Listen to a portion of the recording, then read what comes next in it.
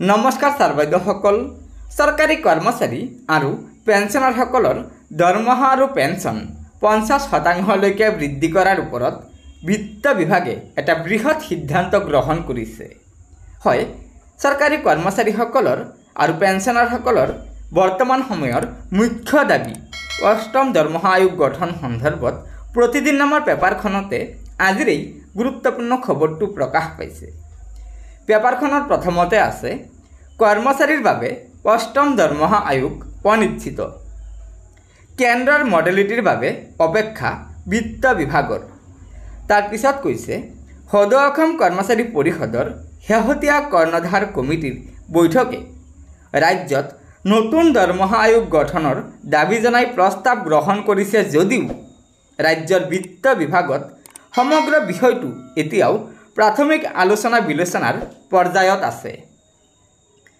বিভাগটোৰ এক শীৰ্ষ সূত্ৰই জানিবলৈ দিয়া মতে কেন্দ্ৰীয় চৰকাৰৰ আৰ্হি মতেহে ৰাজ্য চৰকাৰেও এই ক্ষেত্ৰত সিদ্ধান্ত লোৱাৰ পোষকতা কৰিছে। কেন্দ্ৰই এইবাৰ দৰমহা আয়োগ গঠন কৰিব নে নকৰে সেয়াও এতিয়াও থিৰাং হোৱা নাই, বৰং পূৰ্বৰ দৰমহা আয়োগৰ প্ৰতিবেদনৰ ভিত্তিতে কৰ্মচাৰীৰ বিভিন্ন শিতানত 50% দৰমহা বৃদ্ধিৰে বিষয়টো নিষ্পত্তি কৰাৰ সম্ভাৱনা আছে। কেন্দ্ৰীয় চৰকাৰে যদি সেই নীতি কাৰ্যকৰী কৰাৰ সিদ্ধান্ত লয় তেন্তে অসম চৰকাৰেও পূৰ্বৰ PP বাৰ্মা নেতৃত্বাধীন সপ্তম দৰমহা আয়োগকে আধাৰ কৰি কেন্দ্ৰীয় আৰ্হিৰে ৰাজ্যিক কৰ্মচাৰীৰ দৰমহা বৃদ্ধিৰ বিষয়টো চূড়ান্ত কৰাৰ থল আছে আৰু প্ৰাথমিক আলোচনা বিলোচনা কালত সেই কথাই অগ্ৰাধিকাৰ পোৱা বুলি জনা গৈছে।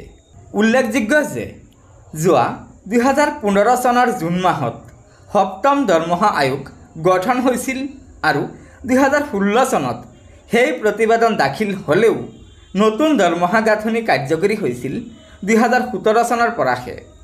ইপিনে কৰ্মচাৰী পৰিষদৰ নেতৃত্বই জানিবলৈ দিয়ে যে ৰাজ্য চৰকাৰে যদি দৰমহা আয়োগ গঠন নকৰাকৈয়ে কেন্দ্ৰৰ আৰ্হিত সিদ্ধান্ত ল'বলৈ যায় তেন্তে ৰাজ্যিক কৰ্মচাৰীসকল বহু পৰিমাণে ক্ষতিগ্ৰস্ত হ'ব। গতিকে ছাৰ বাইদেউসকল, আপোনালোকে নিশ্চয় জানিব পাৰিলে যে কেন্দ্ৰীয় চৰকাৰে অষ্টম দৰমহা আয়োগ গঠন আৰু কাৰ্যকৰী নকৰাকৈয়ে চৰকাৰী কৰ্মচাৰী আৰু পেঞ্চনাৰসকলৰ বাবে 50% দৰমহা বিভিন্ন শিতানত বৃদ্ধি কৰিব বিচাৰিছে আৰু সম্পূৰ্ণ দৰমহা অৰ্থাৎ অষ্টম দৰমহা আয়োগ গঠনৰ সিদ্ধান্তৰ পৰা বিৰত আছে। যদি কেন্দ্ৰীয় চৰকাৰে অষ্টম দৰমহা আয়োগ গঠন নকৰে তেন্তে চৰকাৰী কৰ্মচাৰী আৰু পেঞ্চনাৰসকল বহু পৰিমাণে ক্ষতিগ্ৰস্ত হ'ব বুলি আমাৰ সদৌ অসম কৰ্মচাৰী পৰিষদে জানিবলৈ দিছে।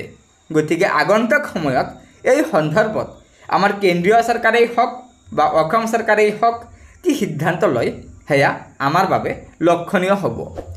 গতিকে ছাৰ বাইদেউসকল, লগৰ বন্ধুবৰ্গক এই ভিডিঅ'টো শ্বেয়াৰ কৰি আজিৰ এই গুৰুত্বপূৰ্ণ খবৰটো জনাই দিব আৰু নতুনকৈ অহা ছাৰ বাইদেউসকলে অনুগ্ৰহ কৰি আমাৰ এই চেনেলটো ছাবস্ক্ৰাইব কৰি ল'ব।